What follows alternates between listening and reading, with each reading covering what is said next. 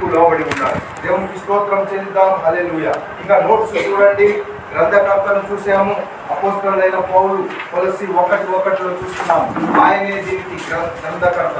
కాలము పౌలు రోమాచరణలో ఉన్నప్పుడు, అనగా క్రీస్తు శకము రెండవ శకం 62లో కొలస్సీ సంఘము ఈ కొలస్సీ పట్టణం ఎఫెసీ పట్టణంకు తూర్పు దశన సుమారు 75 నుండి 100 కిలోమీటర్లు. చెప్పండి, ఎఫ్ఎస్సి సంఘం ఎక్కడ ఉంది చెప్పండి, చూసి చెప్పండి. ఇక్కడ పట్టణంలో ఎఫ్ఎస్సి ఎక్కడ రాస్తున్నారు? 5. Number 5 is Ephesians. Now Colossians is here. Is it not? Colossians is here. ఇక్కడ నుంచి ఇక్కడికి సుమారు 100 మైళ్ళ దూరంలో ఉంది. అంటే ఇప్పుడు ఏం చెప్పబడుతుంది? ఎఫ్ఎస్సి పట్టణమునకు తూర్పు దిశన.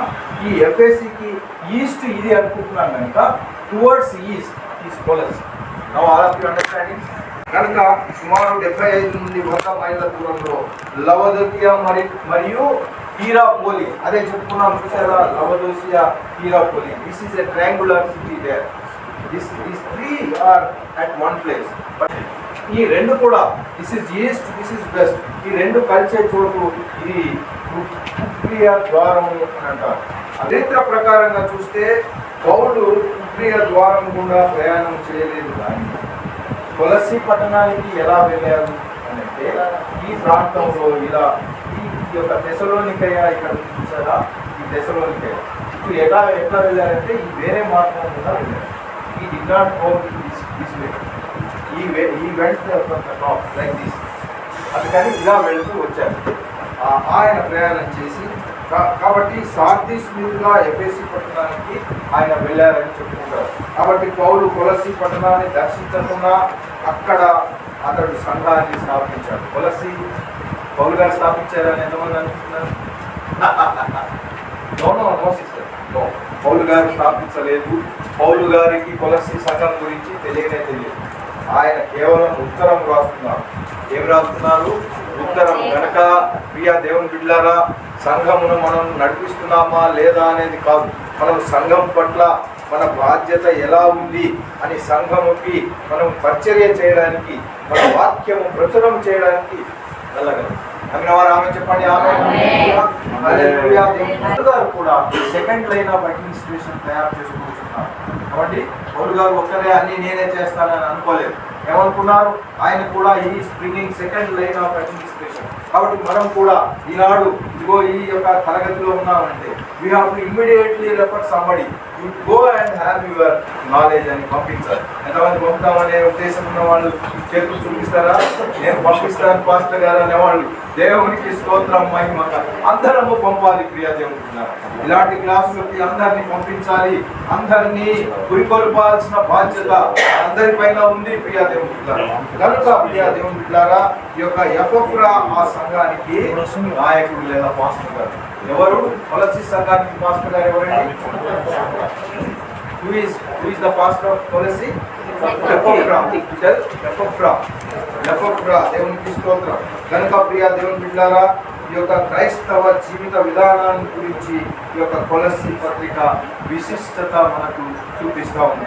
కొలస్సీ పత్రిక ఏం చూపిస్తుందంటే మనం ఎలా ఉండాలి. క్రీస్తు మనకు శిరస్సు అయి ఉన్నాడు. మొదటి 2 కూడా కొన్ని డాక్ట్రినల్ బోధలు మనకు చూపిస్తూ 4 అధ్యాయాలు అనుకుంటున్నాం కదా, 2వ అధ్యాయాల్లో మాత్రం డాక్ట్రినల్ బోధలు ఉంటాయి. మిగతా 2, 3, 4వ అధ్యాయం మాత్రం మన కొరకు పర్సనల్గా మనం ఎలా జీవించాలి, ఎలా ముందుకు వెళ్ళాలి, ఎలా దేవుని మనం అనుభవపూర్వకంగా తెలుసుకోవాలనేవి మనకు ఖచ్చితంగా ఉన్నాయి. ఆ పత్రిక రాయబడితే ఉద్దేశం ఏమిటి అంటే అప్పట్లో ఈ యొక్క ఇవన్నీ కూడా ఆ యొక్క కొలస్సీ సంఘంలో ఉన్నాయి, కోట్ చేస్తున్నాయి. ఏవి చూడండి, మొదటి శతాబ్దంలో, అనగా ఇది చిన్న ఆసియా, మైనర్ ఆసియా. ఓకే, ఈ మైనర్ ఆసియాలో, చిన్న ఆసియాలో మతేతర వాదం ఏముంది సార్? మతేతర వాదం అనగా ఈథనిజం అంటారు ఇంగ్లీష్. అలాగే అన్య మతాలు, పేగనిజం అని విన్నారా? అన్య మతాలతో వీళ్ళు కలుస్తారు. అంతేకాకుండా మార్మిక మతాలు, రిలీజియన్స్ కూడా ఉన్నాయి. ఇది కేంద్రంగా ఈ యొక్క కొలస్సీలో ఆ సమయంలో. అందుకని పౌలు గారు ఈ యొక్క కొలస్సీలకు ఈ యొక్క పత్రిక రాయాల్సిన అంతేకాకుండా ఈ కొలసి పట్టణంలో ఎస్ఏనీల ప్రభావం ఎక్కువగా ఉందని మనం చూస్తున్నాం. ఎస్ఏనీల ప్రభావం అంటే నేను మీకు నోట్స్ ఇచ్చాను, అది చదవండి. 3 పాయింట్స్ ఉన్నాయి. ఆ 3 పాయింట్స్ లో మీరు చూడండి. ముఖ్యంగా సమస్త విధములైన జ్ఞానంతో మేము ప్రతి మనుషునికి బుద్ధి చెప్తున్నామని 1:28లో రైతులుగా 1:28 కొలసీలకు రాసిన పత్రిక 1:28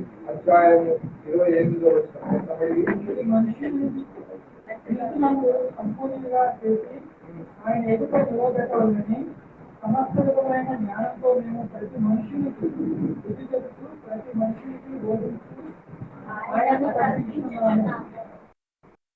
కాబట్టి 3 విషయాలు మనం చూస్తున్నాం ఇక్కడ. దేవుని విషయాలు ఏమేమి చూస్తున్నాం మనము? 3 things we are doing.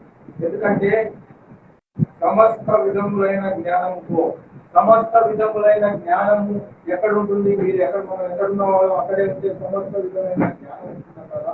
ఇలాగ ప్రొఫెసర్స్ వచ్చి వాళ్ళని జ్ఞానవంతులను చేసినప్పుడు మనం జ్ఞానవంతులు ఉంటాం. ఆ జ్ఞానము అక్కడ నేర్చుకుంటాం. కాబట్టి అది నేర్చుకున్న పౌలు గారు మహా జ్ఞానం నేర్చుకుని ఈ యొక్క కొలసీ పట్టణంలో మరి ఆ మతేతర వాదాలు ఉన్నాయి చూసారా, వాటికి బుద్ధి చెప్పడానికి 3 విషయాలను చూస్తున్నాం. చూడండి, బుద్ధి చెప్పడము, బోధించడము, అలాగే ప్రకటించుతున్నాం. 3 విషయాలు చెప్తున్నారు. ఏం చేస్తున్నారు సిస్టర్? బుద్ధి చెప్పడము, బోధించడము, ప్రకటించడం. మనం కూడా ఇలా బుద్ధి చెప్పాలి. ఎవరైనా వచ్చి మనకు ఆటంకపరుస్తుంది, మన సేవలు ఆటంకపరుస్తుంది, మనకు వ్యతిరేకంగా మాట్లాడు, అంత ఈజీ కాదండి. అంత ఈజీగా మనం ఏదో వాక్య పరిచయం చేసుకోండి అనే రోజుల్లో లేదు. అప్పుడు మొదటి శతాబ్దంలో అలాగే ఉంది, ఇదిగో 21వ శతాబ్దంలో అలాగే ఉంది. అందుకని బహు జాగ్రత్తగా మనం జ్ఞానాన్ని అర్జించాలి, జ్ఞానాన్ని నేర్చుకొని ఈ 3 విషయాలు చేయగలి. బుద్ధి చెప్పుగా, బోధించుగా, అలాగే ప్రకటించుగా. ఈ 3 విషయాలు మనం చేయగలగాలి. కనుకనే ఇక్కడ మనం చెప్పబడింది ఆయన చేసేది ఏమిటి అని అంటే, ఇక్కడ రాదని చూడండి. ఫస్ట్ పాయింట్ లో అంటే ఎస్ఐల లక్షణాలు వీరు అందరికన్నా జ్ఞానం కలవారమని, వారమని వాళ్ళు చేయాలి. జ్ఞానము కలవారము అని ఎంతమంది అనుకోవడానికి వాళ్ళు అనుకున్న వాళ్ళు ఎవరు? దేశాలు సంతానం వాళ్ళు చెప్పాము. ఎవరు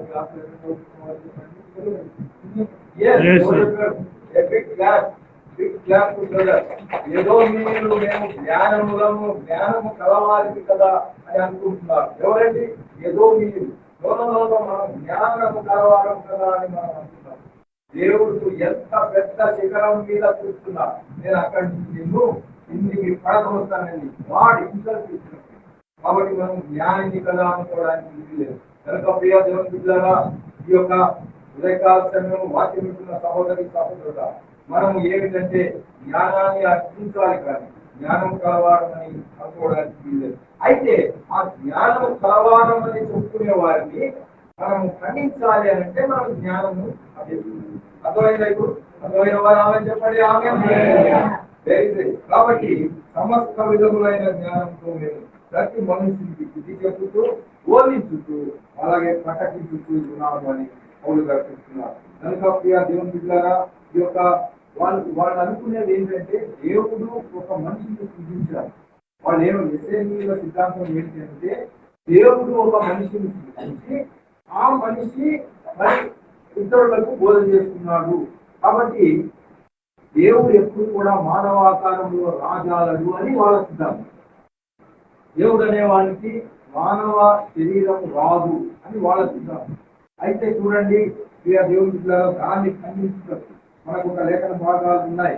ఇక 1వ అధ్యాయం 15 నుంచి 19 వరకు, అలాగే సమయం లేదు కదా 2వ అధ్యాయం 18వ వచనం కూడా ఇక్కడ మనం ఇస్తున్నాం కదా. ఇంకా అనేకమైనవి ఉన్నాయి. కనుక ఆధారభూతులు ఆయనే సమస్తానికి మనకు సృష్టికర్త ఆయనే, మొదటివాడు ఆయనే, కడపటివాడు కూడా ఆయనే. దేవునికి కనుక అల్ఫా ఓమేగా ఆయనే అయి ఉన్నాడు. కనుక భూమిని పుట్టించటందుకు ఆయనే ఉన్నాడు. అన్నవారు ఆమె చెప్పండి. భూమిని భూమిని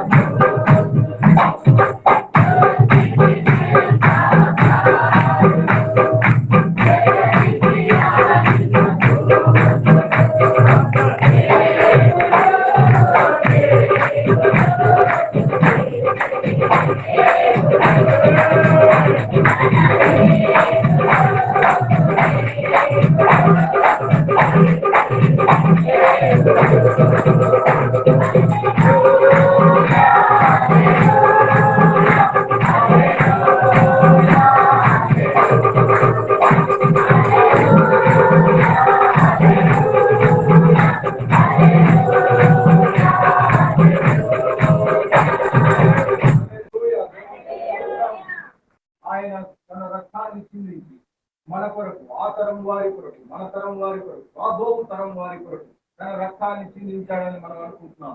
అయితే 2000 సంవత్సరాల పూర్వం కంటే, అంతకంటే ఆదిలోనే మన దేవుడు ఉన్నాడు. అందుకని దేవుడికి స్తోత్రం చెల్లిద్దాం. వాళ్ళ యొక్క ఈ ఎసేనీయుల ఈ లక్షణాలు ఇవన్నీ పనికిరావు. అందుకని వారికి బుద్ధి చెప్పుటకు ఈ యొక్క పౌలు గారు మరి వెళ్తి యొక్క సువార్తను లెటర్ను రాయడానికి ఆయన అనుకుంటున్నారు. ఏమండి, అక్కడ ఉండే ఇవన్నీ కూడా ఏంటంటే ముఖ్యంగా వాక్యాన్ని మనం బయట చేసుకోవాలి. ఏం చేయాలి? ఒక పాస్టర్గా మనం చేయాల్సిన బాధ్యత ఏమిటి అంటే ప్రప్రథమంగా firstly we have to buy heart. మనకున్న సమయాన్నంతా ఈ పటం ఎందుకు వేశారంటే మీకు అన్ని గుర్తుండాలని వేశారు.